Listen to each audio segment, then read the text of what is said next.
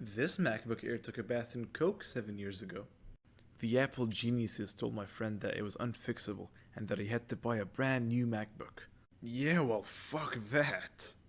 I didn't really have the right screwdriver bit, so I just took a Y000 and just jammed it in there as well as possible. After hours of fighting with those screws, I was finally able to uncover the bloodbath that was this MacBook Air. So I soaked up my toothbrush with some alcohol and I started scrubbing at that pesky Coke. I ran into a screw that wasn't really complying with my Y000, so I just used a pair of pliers. After cleaning off that chargeur board, I was finally able to get it up and running. This was my reaction.